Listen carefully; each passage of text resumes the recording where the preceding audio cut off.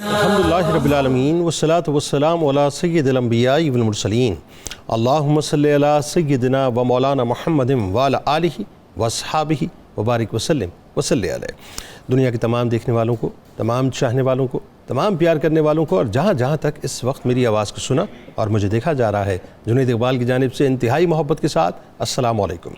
ایک بار پھر ناظرین، آپ کو پر نور صبح نور کے ساتھ میں دل کی عطا گہرائیوں سے خوش آمدید کہتا ہوں۔ آئیے بلا توقف چلیں حضرت ابو انیس محمد برکت علی علیہ رحمہ کی تالیف اسماء النبی کریم صلی اللہ علیہ وآلہ وسلم سے رسول اللہ صلی اللہ علیہ وآلہ وسلم کا ایک اسم مبارک پڑھنے اور سننے کی سعادت حاصل کرتے ہیں۔ سیدنا الجواد صلی اللہ علیہ وآلہ وسلم، ہمارے سردار سب سے زیادہ سخاوت فرمانے والے، درود و سلام بھیجے اللہ آپ صلی اللہ علیہ وآلہ وسلم پر، آپ صلی اللہ علیہ وآلہ وسلم کے آل پاک پر اور صحابہ کرام رضوان اللہ تعالیٰ علیہم اجمعین پر۔ حضرت ابو ہریرہ رضی اللہ تعالیٰ عنہ سے روایت، رسول اللہ صلی اللہ علیہ وآلہ وسلم نے فرمایا کہ سخی اللہ کے قریب ہے، جنت کے قریب ہے، تمام نیک اور برگزیدہ لوگوں کے قریب ہے اور جہنم سے دور ہے، جبکہ کنجوس اللہ سے دور ہے، جنت سے دور ہے، جہنم سے قریب ہے اور جاہل سخی عابد بخیل سے زیادہ اللہ کو پیارا ہے۔ جناب ہمارے ساتھ آج آپ جڑے رہیں، انتہائی خوبصورت اور شاندار گفتگو آج ہوگی، کیونکہ آج کشف المحجوب کی روشنی میں اخلاقی تعلیمات پہ بات کریں گے۔ ناظرین کرام ذہن میں رکھیے، یہ ایک مسلمہ حقیقت ہے کہ مخدوم الاولیاء، سلطان الاصفیاء، قدوۃ السالکین، سند الواصلین، مرکز تجلیات، منبع فیوز و برکات، بر صغیر میں قافلہ شریعت و طریقت و حکمت و معرفت کے سرخیل الشیخ السید علی بن عثمان المعروف حضرت داتا گنج بخش علی حجویری رحمۃ اللہ علیہ کی ذات گرامی یقیناً ان برگزیدہ ہستیوں میں انتہائی نمایاں اور معتبر ہیں جنہوں نے بر صغیر کو اسلام کے نور سے منور کیا، جن کی عملی اور قلمی تعلیمات نے اس خطے کے اندھیرے کو اسلام کے نور سے مکمل طور پہ منور کر دیا، جو ایک طرف تفسیر، حدیث، فقہ، عربی زبان و ادب، منطق، کلام، فلسفہ، تاریخ، تصوف اور بکثرت علوم و فنون میں بحر ذخار نظر آتے ہیں، تو دوسری طرف روحانیت میں درجہ کمال پاتے ہیں۔ ظلم و جہالت اور شرک و معصیت کی تاریکیوں میں محبت، علم، رشد و ہدایت، نیکی اور ایثار و بھائی چارگی کی شمع کو آپ نے باقاعدہ فروزاں کیا، جن کے اخلاق و کردار اور افعال و اقوال اور تصانیف نے اسلام کی عملی تعبیر اور صحیح تصویر لوگوں کے سامنے پیش کی، جس کے سبب ناظرین اس خطے کے لوگ جوک در جوک حلقہ بگوش اسلام ہونے لگے۔ یقیناً حضرت داتا گنج بخش علی حجویری رحمۃ اللہ علیہ اس قافلے کے سالار اعظم تھے جن کے وجود سعید کی برکتوں سے بر صغیر میں اسلام کا شجر طیبہ باقاعدہ آبیاری پکڑتا رہا اور محبت و انسانیت دوستی کے جو تصور تھا اور رواداری کا جو حسین ترین ناظرین پھول تھا وہ آہستہ آہستہ کھلتا رہا، جس سے ناظرین اس خطے نے صدیوں تک جو ہے اپنے آپ کو منور دیکھا۔ آپ رحمۃ اللہ علیہ کے حسن علم و عمل کی روشنی میں ناظرین رہتی دنیا تک انسانیت کو تابندگی اور رہنمائی عطا ہوتی رہے گی، اور جس کا اہم ترین منبع اور ماخذ آپ کی عظیم ترین تصنیف کشف المحجوب ہے۔ ناظرین کرام، کشف المحجوب وہ شورائے آفاق کتاب ہے جسے ایک مکمل صوفیانہ فکر و عمل کا امین اور علم بردار کہا جائے تو غلط نہ ہوگا، جو تصوف کی بنیادی کتب میں سے اور بنیادی نصاب میں سے ایک نصاب شمار ہوتی ہے، بلکہ یہ کتاب ناظرین اخلاقی تعلیمات کا وہ روڈ میپ ہے، وہ انسائکلوپیڈیا ہے، وہ دستور العمل ہے، وہ آئین ہے، وہ منشور ہے اور ایک ایسا شاہکار ہے جو کسی بھی مسلمان کی اخلاقی تربیت سے پہلے اس کے ظاہر و باطن کے امراض کی تشخیص کے لیے ایک مکمل اسکینر، بلکہ اس کے علاج کے لیے ایک روحانی ڈاکٹر، ایک ٹیچر، ایک رہنما، ایک گائیڈ، ایک موٹیویٹر، ایک مرشد کامل کا درجہ رکھتی ہے۔ اسی لیے محبوب الہی حضرت خواجہ نظام الدین اولیاء رحمۃ اللہ علیہ جیسی قد آور علمی اور روحانی شخصیت پکار اٹھتی ہیں کہ اگر کسی کو مرشد میسر نہ ہو تو اس کتاب کا مطالعہ اس کے لیے مرشد کامل کی طرح فیض رساں ہے۔ ناظرین کرام، کشف المحجوب میں جو رموز طریقت اور جن حقائق معرفت کو منکشف کیا گیا ہے اس کی بنیاد حضرت داتا صاحب رحمۃ اللہ علیہ نے اپنے مکاشفات پر نہیں رکھی، بلکہ کمال یہ ہے کہ اس کا ماخذ قرآن و سنت کو قرار دیا یا دنیا عرفان کی مستند کتابیں بنائی ہیں، یعنی تصوف کو شریعت کے پیراہن میں بیان کیا۔ یہی وجہ ہے کہ مقبولیت کا یہ عالم ہے کہ اگرچہ یہ کتاب ناظرین فارسی زبان میں لکھی گئی، مگر دنیا کی بیشتر زبانیں بالخصوص اردو میں بھی اس کے शुमार तराजिम हुए। नाज़रीन कराम, हज़रत दाता गंज बख्श अली हजवेरी रहमतुल्लाह अलैह की हस्ती का खासा ये था कि आप रहमतुल्लाह अलैह ज़िंदगी में इल्म व इरफान, शरीयत व तरीक़त और अदब व विलायत की दौलत लुटाते रहे और गैर मुस्लिमों को ईमान और दीन मुबीन से रोशनास करते रहे। आप रहमतुल्लाह अलैह के इल्मी कारनामों की फहरिस्त बहुत तवील और इंतहाई रोशन है, मगर कश्फुल महजूब दर हकीकत वो आईना है जिसमें सैयद अली हजवेरी रहमतुल्लाह अलैह का हुस्न इल्म मार्फत और हुस्न अमल पूरी ताबानियों के साथ छलकता है।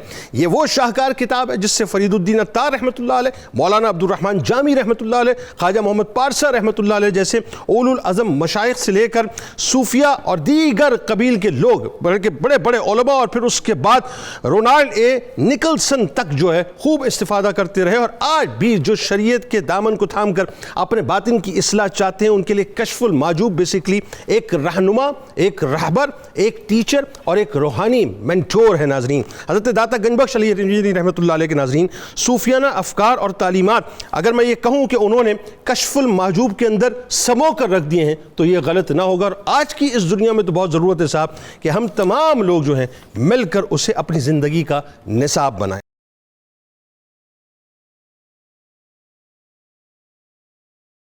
हमारे साथ साहब आज आप ज़रूर जुड़े रहिएगा, बड़ा इंटरेस्टिंग प्रोग्राम है। और आगाज़ करते हैं सबसे पहले आपसे मुफ्ती साहब ज़रा ये बताइए, ज़ाहिर हमारे यहाँ एक जो अपना तसव्वुर है वो ये है कि जब भी आप लाहौर कदम रखते हैं तो लाहौर के शहंशाह दाता साहब रहमतुल्लाह अलैह जो हैं वो बुनियादी तौर पर रूहानी तौर को आपको ये बतलाते हुए नज़र आते हैं कि ये जो सारी रानाइयाँ हैं ये सदियों पहले न थीं जब मैं यहाँ आया था, और उनकी आमद के बाद जो है ये सारी जो तारीकी थी वो रौनक में और नूर में तब्दील हो गई। और ज़ाहिर उसमें अमली तौर पर, इल्मी तौर पर उनका एक बड़ा किरदार है। उनकी जो शुरा आफाक किताब है वहीं से आगाज़ कीजिए, ख़ास तौर पर कश्फुल माजूब का जो तस्करा ज़रा बताइए हमें पहले, और जो तसानीफ़ आपकी हैं उनके बारे में बताइए, और जो उनके अहवाल थे उस किताब का जो मकाम है ख़ास तौर पर तसव्वुफ़ की दुनिया में, आगाज़ कीजिए। जी जुनैद भाई, बिल्कुल आपने खूबसूरत बात की कि हज़रत अली बिन उस्मान अल-मारूफ़ दाता गंज बख्श रहमतुल्लाह ताला अलैह, आपकी शान जिस जहत से देखें वरा उल वरा नज़र आती है। और आप यूँ देखिए कि जो किताब कश्फुल महजूब जिसका ज़िक्र करने के लिए हम यहाँ पर इस वक्त बैठे हैं, ये जो आपने लिखी, इस किताब को पढ़ के और देख के ये इत्मीनान और यकीन हो जाता है कि ऐसी किताब जो सैकड़ों किताबों पर भारी हो, हज़ारों किताबों पर भारी हो, और ये अपनी तासीर के एतबार से, अफादियत के एतबार से और अपने मज़ामीन के एतबार से इसे यूँ कहा जाए कि ये तसव्वुफ़ का इंसाइक्लोपीडिया है, तो ये बात भी कोई बेजा नहीं होगी। हज़रत दाता गंज बख्श अली हजवेरी रदियल्लाहु ताला अन्हु व रहमतुल्लाहि ताला अलैह, आपने यूँ तो किताब का नाम रखा कश्फुल महजूब। महजूब यानी जो चीज़ हिजाब में हो, पर्दे में हो, उसको खोल देना, छुपी हुई चीज़ों को वाज़ेह कर देना। मगर इससे ये तासुर किसी को नहीं जाना चाहिए कि शायद इसकी बुनियाद भी उन्होंने अपने मुकाशफात पर रखी हो, कश्फ के ज़रिए से चीज़ों को बयान किया हो और इसका कोई और आर्गूमेंट शायद उन्होंने ना लिया हो।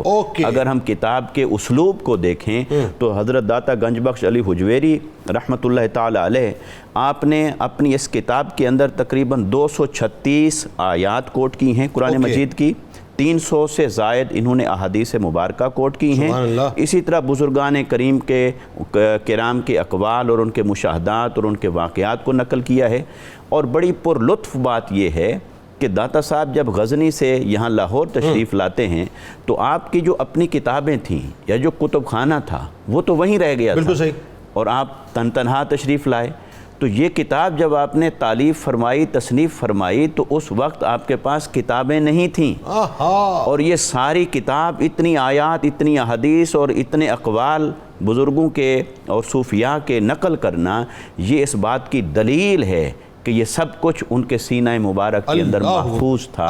ये जहाँ उनकी यादाश्त और हाफ़ज़े पर दलील है, वहाँ उनके शरह सद्र का एक मुँह बोलता सबूत है कि ये सब कुछ उनके सीने में महफूज था। यानी वही अल्लाह का इंतखाब, अल्लाह जिसको चाहे वो दे दे। अच्छा, ये किताब चूँकि उन्होंने फ़ारसी ज़ुबान में लिखी, मगर देखिए कि इस्लामी लिटरेचर को जब हम देखते हैं तो ये तो आपको पढ़ने में मिलता है कि किताब अरबी में थी اور اس کا کسی دوسری زبان میں ترجمہ کیا درست، ٹھیک ہے، گیا، مگر یہ کہ یہ فارسی میں تھی اور عربی میں اس کے تراجم ہوئے، ماشاءاللہ، اور اردو میں تراجم واہ، ہوئے، اور جرمن میں، روسی لینگویج میں، بالکل، یعنی 20 سے زیادہ زبانوں میں اس کتاب کے تراجم ہوئے، واہ، اور اس کی شروحات اور اس میں تشریحات میں دیکھیں تو وہ تو بے شمار ہیں، اور جن جن حضرات نے اس کتاب سے استفادہ کیا، وہ استفادہ کرنے والوں کی اگر ہم فہرست میں دیکھیں تو اس استفادہ کرنے والوں میں آپ کو نظر آتا ہے کہ عبد الرحمن جامی رحمۃ اللہ تعالی علیہ، وہ بھی اپنی کتاب کے اندر اس کتاب کا حوالہ دیتے ہوئے نظر آتے ہیں، گویا انہوں نے بھی استفادہ فرمایا، اور اسی طرح آپ کے علاوہ شیخ فرید الدین عطار رحمۃ اللہ تعالی علیہ، جنہوں نے کتاب لکھی تذکرۃ الاولیاء، تو انہوں نے بھی اس کے اندر بہت سارے حوالہ جات دیے، اور گویا انہوں نے بھی استفادہ کیا۔ تو جب تصوف کے اس قدر معتبر نام اس کتاب سے استفادہ کرتے ہوئے نظر آتے ہیں تو پھر اس کتاب کی افادیت اور اس کی ثقاہت اور اس کی پختگی وہ تو روز روشن کی طرح عیاں ہو جاتی ہے۔ اور ایسے تو نہیں، پھر حضرت خواجہ نظام الدین اولیاء محبوب الہی رحمۃ اللہ تعالی علیہ نے فرما دیا کہ اگر کسی کو کوشش کے باوجود شیخ کامل نہ مل پا رہا ہو تو جب تک نہ ملے، اگر وہ اس کتاب کو اپنا شیخ بنائے تو یہ کتاب اس کی رہنمائی، ظاہری اور باطنی رہنمائی کے لیے کافی ہوگی۔ یعنی اس کا مطلب یہ ہوا کہ اگر ایک شخص جو ہے وہ اس کتاب کو اپنا باقاعدہ منٹور بنا لے، جی، ہے نا، کہ میں نے اسی سے سیکھنا ہے، اپنے ظاہر کو اور اپنے باطن کو اس سے جو ہے وہ اپنا درست سمت میں جو ہے اس میں کوئی دوسری رائے نہیں ہے کہ اگر اس کتاب کو پڑھیں تو ایسے محسوس ہونے لگ جاتا ہے کہ آپ خود داتا صاحب کی صحبت میں پہنچ گئے ہیں، اور وہ براہ راست آپ کو تلقین فرما رہے ہیں، اور وہ لفظوں کی تاثیر آپ اپنے قلب پر، اپنے روح پر محسوس کرتے ہیں۔ اس کتاب کے اندر ایک انہوں نے مقدمہ قائم فرمایا، اور 40 کے قریب ابواب قائم فرمائے، اور 40 ابواب جب قائم فرمائے تو آپ یہ بھی مد نظر رکھیے کہ ان کے پاس کوئی کتابیں نہیں تھیں۔ آج ہم تو کاپی پیسٹ کر لیتے ہیں، سارا میموری کا معاملہ، تو لہٰذا سب کچھ انہوں نے وہ لکھا۔ اور اس کی اگر مضامین کو ہم دیکھیں تو مضامین کو 7 قسموں میں تقسیم کیا جا سکتا ہے۔ سب سے پہلے انہوں نے تصوف کے اصول بیان کیے، پھر انہوں نے تصوف کی فروعات بیان کی، پھر اس کے بعد انہوں نے مشائخ کے احوال کو بیان کیا، پھر اسی طرح انہوں نے صوفیاء کے مختلف طبقات اور نظریات ان کو بیان کیا، پھر عقائد دینیہ کو بیان کیا جیسے معرفت الہی توحید ہے، پھر عبادات کو بیان کیا جیسے نماز، روزہ، حج، زکوٰۃ اور ان کے باطنی احوال ہیں، پھر اسی طرح صوفیاء کے اسرار اور رموز کا بھی تذکرہ کیا۔ تو گویا یہ کتاب اپنی جامعیت اور تاثیر کے اعتبار سے ایسی ہے کہ اس جیسی تصوف کی دنیا میں اور کتاب نہیں۔ کیا کہنا؟ اچھا، اب ڈاکٹر صاحب اسی ربط کو ذرا آگے بڑھاتے ہوئے، اگر چونکہ ظاہر ہے کشف المحجوب ایک بڑا طویل سلسلہ ہے، ہم اگر اس میں سے آج چونکہ اخلاقی تعلیمات پہ بات کر رہے ہیں تو خاص طور پہ ان ابواب کو اٹھا لیتے ہیں جس کا تعلق آپ کے ظاہر و باطن سے، اور وہ ظاہر سننے والے میں سمجھتا ہوں کہ اس دور میں تو بہت ضروری ہے صاحب کہ ہم اپنے ظاہر و باطن دونوں کو جو ہے بہت توجہ کے ساتھ دکھا رہے ہیں۔ تو سب سے پہلے اگر میں آغاز میرا خیال مجھے کرنا ہی اسی سے چاہیے کہ نماز کے حوالے سے اور توبہ کے حوالے سے حضور داتا گنج بخش علی حجویری رحمۃ اللہ علیہ نے جو خاص طور پہ کشف المحجوب میں بیان فرمائے، یہاں سے ذرا لوگوں کو بتائیے صاحب کہ نماز کی اہمیت کیا ہے، توبہ کی اہمیت کیا ہے، نماز ادا کیسے کی جائے، توبہ کیسے کی جائے، اور پھر وہی بات ہے کہ یہ قبولیت کے منازل طے کیسے کرتی ہیں یہ باتیں۔ بسم اللہ الرحمن الرحیم، بہت خوبصورت باتیں ہیں داتا علی حجویری رحمۃ اللہ علیہ کے بارے میں اور کشف المحجوب کے بارے میں بیان ہوئی ہے۔ داتا صاحب رحمۃ اللہ علیہ کا جو سب سے بڑا کمال یہ ہے کہ وہ اپنی کتاب میں ہر بندے کو ساتھ لے کے چلتے ہیں۔ واہ! اگر کوئی مبتدی ہے تو وہ سمجھتا ہے، ایسے لگتا ہے کہ داتا صاحب نے میری انگلی پکڑ لی۔ واہ! جو متوسط ہے وہ سمجھتا ہے مجھے بھی وافر خوراک مل رہی ہے۔ واہ! اور جو کامل ہے اس کو کامل تر کا فیض بھی نظر آتا ہے۔ یعنی یہ ایک بڑی گہرائی ہے اس کتاب میں، چونکہ آپ کے علم میں ہے کہ چنیدگی اور انتخاب کا وہ رنگ ہے کہ جن کے قدموں میں خواجہ معین الدین چشتی اجمیری جیسا بزرگ بیٹھ کر ان کے مقام کو ظاہر کر جائے تو اس سے بڑی سند ہم کہاں سے لے کے آئیں گے کہ یہ کون سے بزرگ ہیں۔ تو داتا صاحب رحمۃ اللہ ایک تو توبہ کی بحث کی ہے۔ توبہ کا لفظی معنی بیان کرتے ہیں کہ اس کا لفظی معنی ہے رجوع کرنا۔ توبہ کا پھر آپ اصطلاحی معنی بیان کرتے ہیں کہ وہ بندہ جو اپنے مقام و مرتبے سے گر گیا ہو، وہ دوبارہ اس مقام و مرتبے کی طرف آنا چاہتا ہے، تو اس کو بھی کہتے ہیں توبہ۔ واہ! اگر وہ گناہوں کی دلدل میں پھنس گیا اور گناہوں سے نکل کے نیکی کی طرف آنا چاہتا ہے، یہ بھی توبہ ہے۔ واہ۔ اگر کہیں غفلت میں دب گیا ہے اور غفلت کی وجہ سے نیک عمل کرنے میں کوتاہی کر رہا ہے، اس کو بھی توبہ کرتے ہیں۔ بعض اوقات یہ ہوتا ہے کچھ لوگ نیکیاں جب کثرت کے ساتھ کرتے ہیں تو ان کے اندر ایک عجب، ایک خود پسندی کی کیفیت پیدا ہو جاتی ہے، اس سے بھی اپنے آپ کو روکنا مقصود ہوتا ہے۔ ایسا نہ ہو کہ نیکی کی وجہ سے آپ تکبر میں چلے جائیں یا کسی گناہ گار بندے کو آپ حقیر جانیں، تو یہ بھی توبہ ہے۔ ٹھیک۔ اسی طرح پھر آپ نے توبہ، اواب، انابت، یہ الفاظ بھی استعمال کیے۔ ایک لفظ بولتے ہیں بڑا خوبصورت، گناہوں سے ثواب کی طرف، بہتر سے بہتر تر کی طرف، واہ، خودی سے خدا کی طرف، واہ، اس کا بھی آپ سبق دیتے ہیں۔ واہ، مطلب یہ ہے کہ آپ بندے کے باطن کو جھنجھوڑتے ہیں، اے بندے اشرف المخلوقات، اگر تو کافر ہے تو ایمان کی طرف آ، واہ، اگر تو مسلمان ہے اور گناہوں سے تو بچ نہیں رہا اور اپنے اصل مقام تک نہیں پہنچ رہا تو پھر تو گناہوں سے توبہ کر، کیا کہنا؟ اور دنیا میں رہتے ہوئے اللہ تعالیٰ کے ساتھ اپنا تعلق اس طرح محسوس کرا کہ لوگ تجھے دیکھ کر خدا کو یاد کریں۔ کیا کہ دنیا میں رہتے ہوئے یہ بندہ رہتا کس طرح ہے۔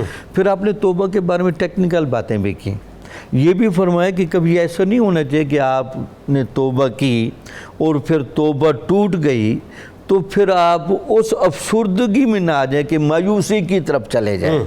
اللہ تعالیٰ کی توبہ کا دروازہ ہمیشہ کھلا ہے، سبحان اللہ۔ آپ نے صرف ہمت باندھے رکھنی ہے، واہ، باقی اللہ تعالیٰ ضرور توفیق دے گا۔ واہ۔ تو ایسا بھی واقعہ لکھا کہ ایک بندے نے 70 مرتبہ توبہ توڑ دی اور اس کے بعد مایوس ہو گیا، اس کو روحانی طور پر رہنمائی کی گئی، دروازہ ہمارا بند نہیں ہوا، آپ کی ہمت کمزور ہو گئی ہے، تو آپ ہمت باندھیں۔ تو یہ جو توبہ کا دروازہ لگا اللہ نے کھول کے رکھا ہے، یہ ہر وقت ایک مسلمان کو چانس دیا گیا ہے کہ مرنے سے پہلے جب بھی آپ کو موقع ملے کمر ہمت باندھیے، اللہ پر اعتماد کیجیے، اس کی بخشش کا دروازہ کھلا ہے۔ واہ، یعنی داتا صاحب یہ بتلا رہے ہیں بنیادی طور پہ کہ زمین و آسمان تک تمہارے گناہ کیوں نہ ہو جائیں، بالکل اللہ کی رحمت سے زیادہ جو ہے وسیع نہیں ہو سکتے، وہ سمیٹنے کو تیار ہے، اس کی بارگاہ میں آ جاؤ، اس کی بارگاہ، یہ کرکس ہے۔ یہ کرکس۔ اور دوسرا یہ بھی کہتے ہیں کہ توبہ کو کہیں ویسے ایک رخصت ہی نہ سمجھ لیں کہ اس سے آپ شغل ہی کرتے رہیں، بلکہ اس کی بنیاد پر آپ آگے بڑھیں اور اتنا آگے بڑھیں کہ اللہ تعالیٰ آپ کے بارے میں جو قرآن کی آیت ہے نا، ان اللہ یحب التوابین ویحب المتطہرین، پھر آپ نے نماز کو جس انداز سے لیا اور نماز کے بارے میں جس طرح کی باتیں آپ نے کی، بھئی ایک تو ہے آپ وضو کر رہے ہیں، آپ نے ظاہری طہارت حاصل کی،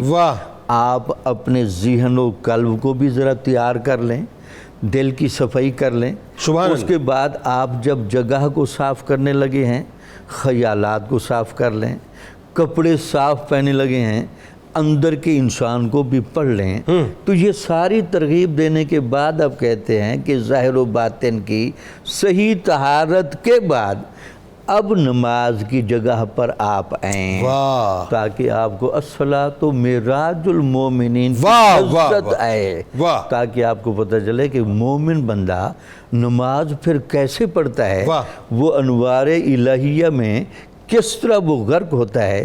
پھر آپ حضور نبی اکرم صلی اللہ علیہ وسلم کی کیفیتیں، حضرت علی رضی اللہ تعالیٰ عنہ کی کیفیتیں، اولیاء کی کیفیتیں کثرت کے ساتھ لیں، نماز کے دوران، اور ساتھ یہ بھی بیان کیا ہے کہ اگر آپ صحیح معنی میں نماز پڑھنے والے ہو جائیں تو آپ دنیا میں اللہ کی رحمت کے مستحق بن جائیں گے۔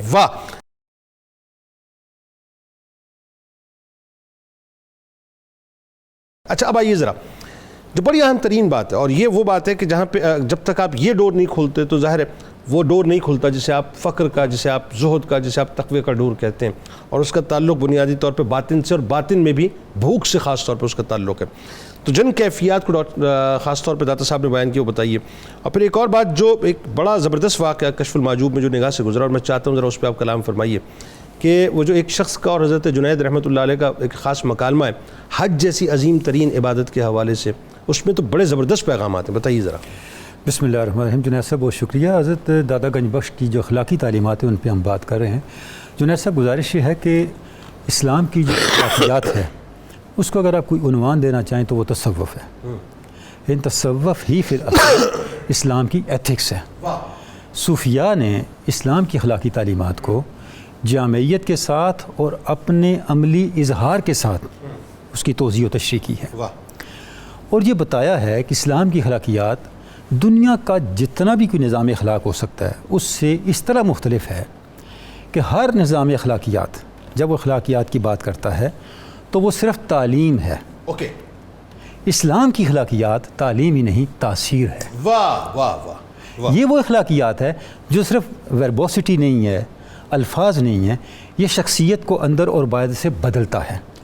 اتنا بدلتا ہے کہ پھر وہی شخصیت ماحول پہ غالب آ جاتی ہے۔ اس کے پیچھے جو طاقت ہے وہ کردار کی طاقت ہے، اخلاقیات کی طاقت ہے۔ اچھا، اب جب اخلاقیات پہ ہم آتے ہیں تو جیسے بھی گفتگو بھی ہوئی، کشف المحجوب جس انداز سے اسلام کی اخلاقیات کو الابوریٹ کرتی ہے اس کی مثالیں بہت کم ہمیں ملے گی ہمیں اپنی تاریخ کے اندر۔ حتیٰ کہ حضور داتا گنج بخش کی عظمت آپ دیکھیں، جو نیگیٹیوٹیز ہیں جن کو عام طور پہ نیگیٹیوٹیز سمجھا جاتا ہے، کمزوریاں سمجھا جاتا ہے، سید حجویر نے ان کو پازیٹیوٹی اور اسٹرینتھ کر کے بتایا ہے، طاقت بنا کے بتایا ہے۔ مثلا بھوک کی ابھی آپ نے بات کی، بھوک پہ پورا چیپٹر ہے کشف المحجوب کے اندر۔ بھوک ایک ایسی چیز ہے جس سے ہر کوئی بھاگنا چاہتا ہے۔ یہ ایک ایسی چیز ہے جو بالعموم کمزوری کی علامت سمجھی جاتی ہے، لیکن جس طرح داتا صاحب نے اس کو بیان کیا ہے اس کی مثال ہی الگ ہے۔ یعنی آپ فرماتے ہیں کہ اللہ رب العزت نے انسان کے ارتقاء کے لیے جو راستہ رکھا ہے وہ ابتلاء کا راستہ ہے، آزمائش کا راستہ ہے۔ اور آزمائش رکھی کیوں ہے کہ انسان اور خدا کے درمیان، اس کے خالق کے درمیان جو فاصلے ہیں، جو حجابات ہیں، کشف المحجوب ہے نا، جو حجابات ہیں وہ ہٹ جائیں۔ اور جس سے پیار کرتا ہے اس کو ابتلاء میں مبتلا کر دیتا ہے۔ ضرور کرتا ہے۔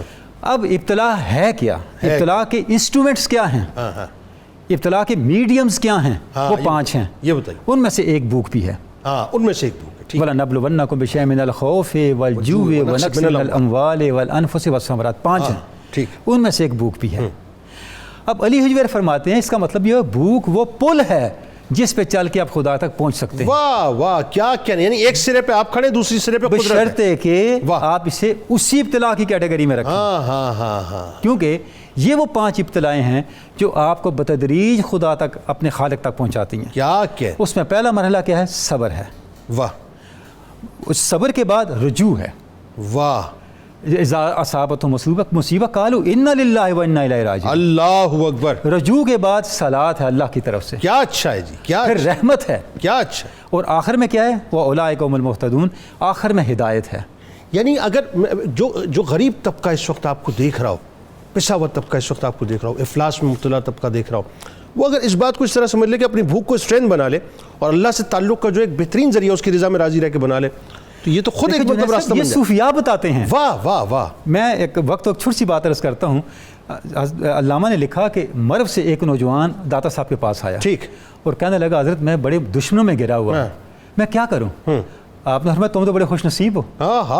اس نے کہا حضرت کیا فرمایا؟ فرمایا کہ ہر کے دانائے مقامات خودی، ہر وہ شخص جسے اپنی خودی کے مقامات کا پتہ ہے، فضل حق داند، دشمن اگر قوی است، اگر اس کا دشمن اس پہ غالب اور طاقتور ہو تو اسے وہ اللہ کا فضل سمجھتا ہے۔ واہ واہ واہ، یہ علی حجویر کی تعلیم ہے کہ وہ نیگیٹیوٹی کو اور کمزوری کو طاقت بنا کے طاقت بنا۔ اچھا، حج کے حوالے سے واقعہ وہی بتائیے۔ اب ذرا اس پہ تھوڑا سا میں 1-2 باتیں اور کر لوں۔ یہ جو اچھا تھوڑا سا بھوک کو کنکلوڈ کر لیتے ہیں۔ جب بھوک ڈسپلن میں آتی ہے واہ تو روزہ بنتی ہے۔ علی حجویر فرماتے روزہ ہے کیا؟ آپ نے فرمایا، آپ صلی اللہ علیہ وسلم نے فرمایا الصوم جنتن، روزہ ڈھال ہے۔ واہ، یہاں بڑی قابل غور بات ہے۔ اب یہ بات صوفیائی بیان کر سکتے ہیں، روزہ ڈھال ہے، صرف گناہوں کے خلاف ڈھال نہیں ہے، یا گناہوں کا ذکر نہیں ہے، ہر وہ چیز جو آپ کے لیے ضرر رساں ہے اس کے سامنے ڈھال بن جاتی ہے۔ واہ واہ۔ تو اس کا مطلب کیا ہوا؟ ہم نے صوفیاء کی تعلیم سے اور علی حجویر علیہ رحمہ کی تعلیم سے اپنی ان کمزوریوں کو طاقت بنا کے آگے بڑھے۔ واہ واہ۔ جو حج کی بات آپ نے کی اس کا بھی ایک لنک ہے بھوک کے ساتھ۔ کیا ہے آخری مقام ابتلاء کا اور بھوک کا؟ کیا تھا؟ اللہ تک پہنچنا، مشاہدہ. ٹھیک. اور علی حجویر نے مشاہدے کا عنوان حج بنایا. واہ کیا مطلب ربط ہے اس کشف المحجوب کے اندر جو مشاہدے کو بیان کیا ہے اس کو لنک کیا حج کے ساتھ.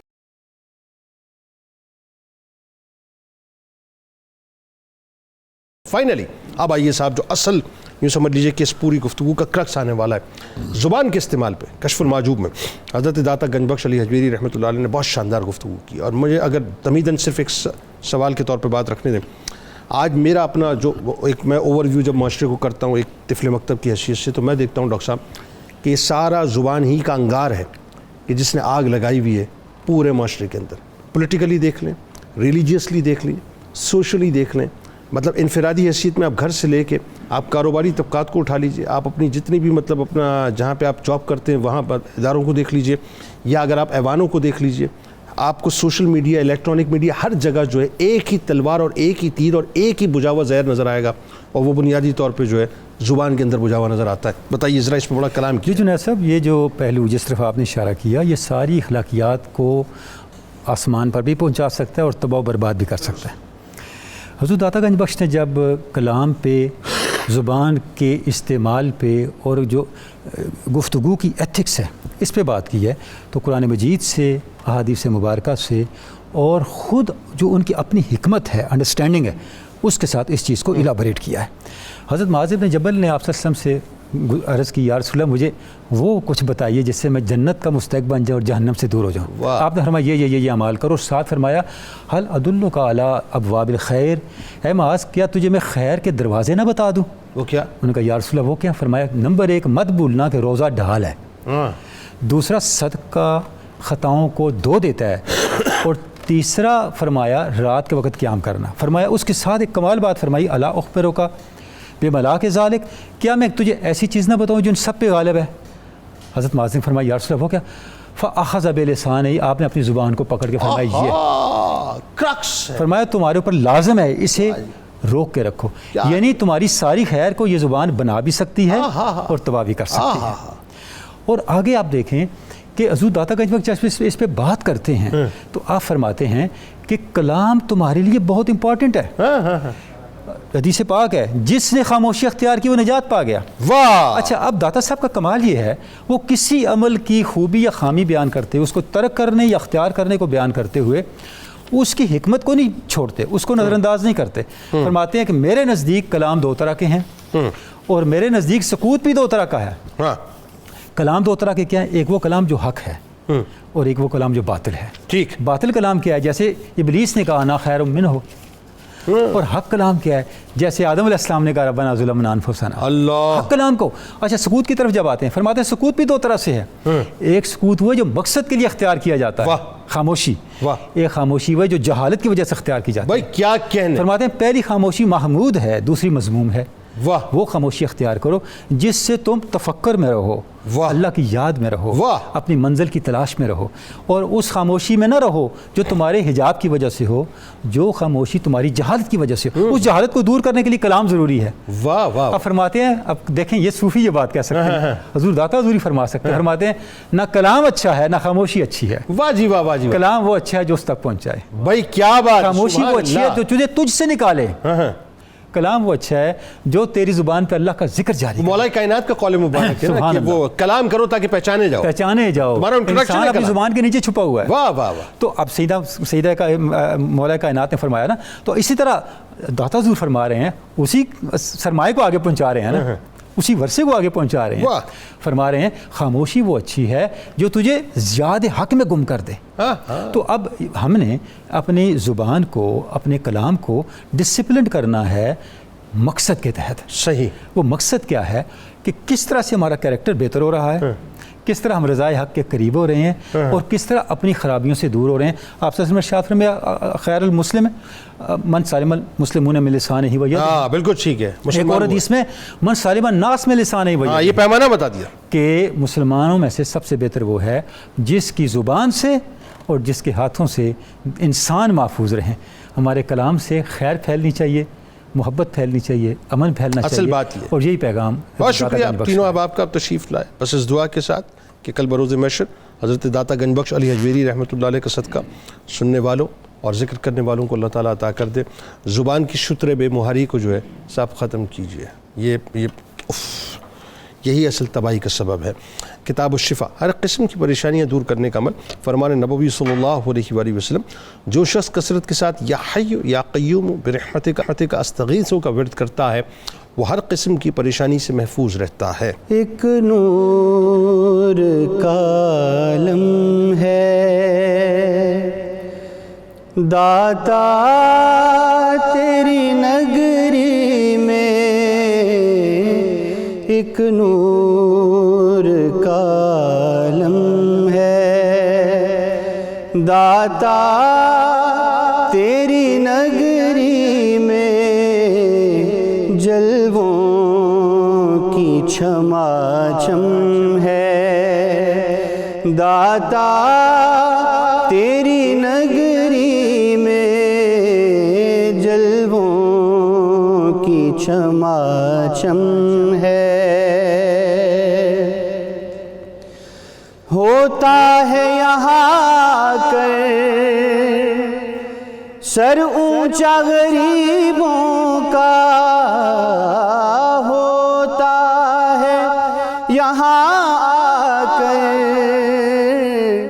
سر اونچا غریبوں کا، اور شاہوں کا سر خم ہے داتا تیری نگری میں، اور شاہوں کا سر خم ہے داتا تیری نگری میں، جلووں کی چھماچم ہے. ایک دست تسلی ہے رکھا ہوا سینے پر، ایک دست تسلی ہے رکھا ہوا سینے پر، بھولا ہوا ہر غم ہے داتا تیری نگری میں، بھولا ہوا ہر غم ہے. اس شہر میں جو آئے اس شہر کا ہو جائے، اس شہر میں جو آئے اس شہر کا ہو جائے، وہ پیار کا موسم ہے داتا تیری نگری میں، وہ پیار کا موسم ہے. ہر دکھ کا مداوا ہے اس شہر میں آ جانا، ہر دکھ کا مداوا ہے اس شہر میں آ جانا، ہر زخم کا مرہم ہے داتا تیری نگری میں، جلووں کی چھماچم ہے. طیبہ کے سوا ہم نے دیکھی نہ کہیں سرور، طیبہ کے سوا ہم نے دیکھی نہ کہیں سرور، جو رونق پہ ہم ہے داتا تیری نگری میں، جو رونق پہ ہم ہے داتا تیری نگری میں، جلووں کی چھماچم ہے.